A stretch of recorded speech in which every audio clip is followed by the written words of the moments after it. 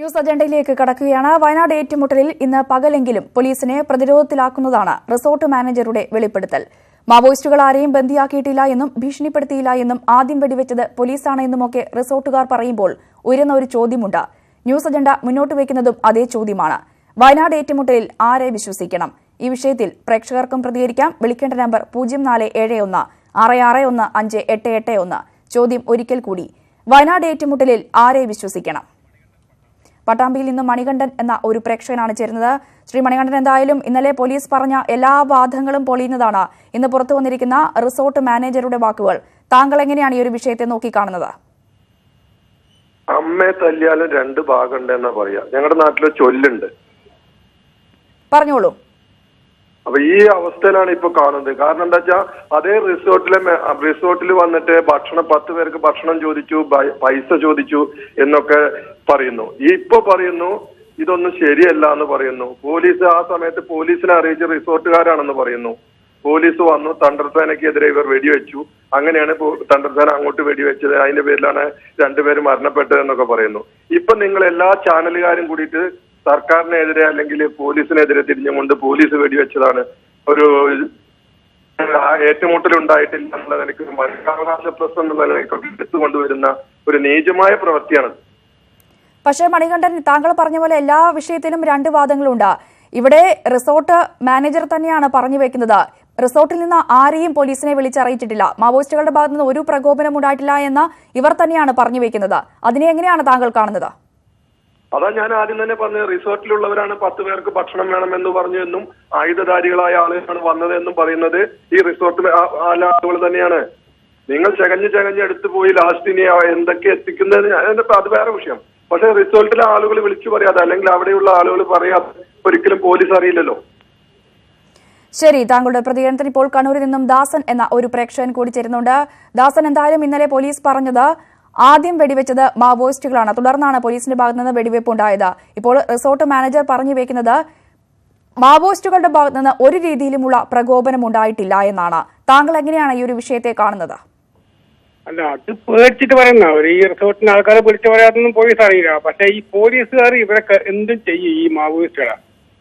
എന്റെ അനുഭവത്തിൽ എന്റെ സുഹൃത്തിന് ഏതാണ്ട് 21 ദിവസം ഈ കേരള പോലീസ് നക്സലൈറ്റ് അതുമായിട്ട് പിടിച്ചിട്ട് പല 7 പോലീസ് സ്റ്റേഷൻ ലോക്കപ്പ് കൊണ്ട് അടിച്ച് പഞ്ചറാക്കിയിട്ട് ഇപ്പൊ 2 വർഷം മുന്നേ പുള്ളി മരിച്ചു. ഹേബിയസ് കോർപ്പസ് ഹർജി കൊടുത്തിട്ടായിരുന്നു പുള്ളി നമുക്ക് വിട്ടുകിട്ടിയത്. ഈ പോലീസ് എന്തും ചെയ്യും. പക്ഷെ ഇപ്പോഴത്തെ ഈ മാവോയിസ്റ്റുകളെ പറ്റി നമുക്കൊന്നും മനസ്സിലാവില്ല. കാരണം ഇപ്പോ ഒരു കാലത്ത് ഇന്ത്യയിൽ കൊണ്ടപ്പള്ളി സീതാരാമയ്യ ഗ്രൂപ്പ് ഹൈദരാബാദ് 2-3 ജില്ലകൾ അവർ ഭരിച്ച ആൾക്കാരാണ്. കരീംനഗർ, ബാറങ്കല്, കമ്മം ഈ 3 ജില്ലയുടെ കരംപിരിവുകളെ നടത്തി ഈ കൊണ്ടപ്പള്ളിയുടെ ആൾക്കാർ അവർക്ക് പോലും പിടിച്ചു നിൽക്കാൻ പറ്റിയില്ല. വിനോദ് മിശ്ര ബീഹാറിൽ. അപ്പൊ ഇപ്പോ ഈ പറയുന്ന കുറച്ച് ചെറുപ്പക്കാർക്ക് ഇവിടുന്നൊക്കെ പുറത്തുനിന്ന് ചൈനയെന്നോ ഇവിടുത്തെ കുറെ ആയുധങ്ങൾ കൊടുക്കുക, കുറെ പൈസ കൊടുക്കുക, ഇന്ത്യയുടെ പ്രശ്നം ഉണ്ടാക്കാൻ വേണ്ടിയിട്ട് ഇങ്ങനെ കയറ്റി വിടുന്നതാണ്. ശരി, ഇപ്പോൾ കൊട്ടാരക്കരയിൽ നിന്നും സുരേഷ് എന്ന ഒരു പ്രേക്ഷകൻ കുറിച്ചിട്ടുണ്ട്. സുരേഷ്, ഇന്നലെ പോലീസ് പറഞ്ഞത് മാവോയിസ്റ്റുകളാണ് ആദ്യം വെടിവെച്ചത്, ആത്മരക്ഷാർത്ഥമാണ് പോലീസ് തിരിച്ചു വെടിവെച്ചതെന്നാണ് ഇന്നലെ IG ബൽറാം കുമാർ ഉപാധ്യായ പറഞ്ഞു വെച്ചത്. താങ്കൾ എങ്ങനെയാണ് ഈ വിഷയത്തെ കാണുന്നത്? അല്ല, നമ്മൾ ഈ മാവോയിസ്റ്റുകളെ നമ്മൾ രാജ്യത്ത് നിരോധിച്ചതല്ലേ. ഇത് വന്നത് മാവോയിസ്റ്റാണെന്ന് ഉറപ്പുണ്ടായിട്ടും റിസോർട്ട് മാനേജർ പോലീസുകാരെ വിളിച്ചിട്ടില്ല എന്നാണ് പറയുന്നത്. റിസോർട്ട് മാനേജർ അവർക്ക് ആഹാരം കൊടുത്താൽ അവരെ വിളിച്ചു വരുത്തിയതാണോ അവിടെ? ശരി, ഇപ്പോൾ കോഴിക്കോട് നിന്നും ജോസ് എന്ന ഒരു പ്രേക്ഷകൻ ചേർന്നത്. ജോസ്, എങ്ങനെയാണ് ഈ വിഷയങ്ങളെ നിരീക്ഷിക്കുന്നത്? ഹലോ, ജോസിന്റെ അഭിപ്രായം പറയാം. ഹലോ, ഞാൻ ഈ മാവോയിസ്റ്റുകൾ വന്നിട്ടുള്ള ഒരു ഏരിയയിലുള്ള ആളാണ്. മാവോയിസ്റ്റുകൾ നമ്മളുടെ വൈത്തിരിയിലുണ്ടായിരുന്നു. വൈത്തിരിയിലല്ല, 2 ആഴ്ച മുമ്പ് മറ്റേ കോഴിക്കോട് പുതുപ്പാടി പഞ്ചായത്തിൽ മട്ടിക്കുന്നെന്നൊക്കെ പറയുന്ന സ്ഥലത്ത് മാവോയിസ്റ്റുകൾ വന്ന ന്യൂസ് നിങ്ങൾക്ക് അറിയില്ലേ? ശരി, പറഞ്ഞോളൂ. അവിടെയുള്ള ആളാണ്. നിങ്ങൾ എന്തൊക്കെയാണ് നിങ്ങൾ മാവോയിസ്റ്റുകളുടെ ഭാഗത്ത് ചേർന്നാണ് ഇപ്പോൾ സംസാരിക്കുന്നത്. പോലീസുകാർക്ക് നാട്ടുകാരെയും സംരക്ഷിക്കേണ്ട ബാധ്യതയില്ലേ? അവരതല്ല ചെയ്യുന്നു. അവർക്ക് അതിനുള്ള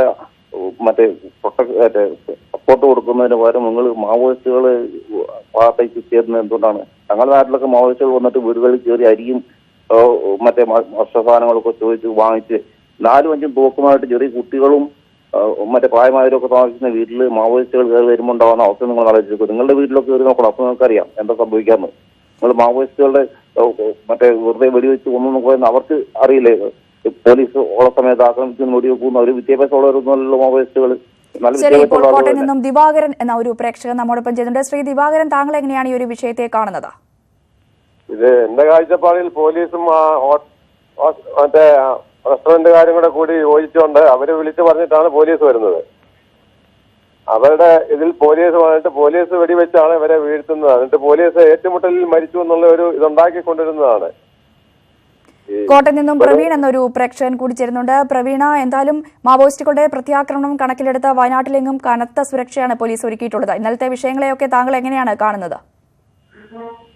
ഇത് മാവോയിസ്റ്റുകളാണെന്ന് മനസ്സിലാക്കിയ സ്ഥിതിക്ക് തീർച്ചയായിട്ടും പോലീസ് പ്രതികരിക്കേണ്ടത് തന്നെയാണത്.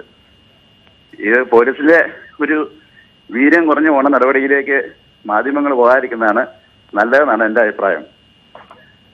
ശരി, വയനാട്ടിലെ ഏറ്റുമുട്ടലിൽ ആരെ വിശ്വസിക്കണമെന്ന ചോദ്യമാണ് ന്യൂസ് അജണ്ട മുന്നോട്ട് വിളിച്ച എല്ലാ പ്രേക്ഷകർക്കും വളരെയധികം നന്ദി.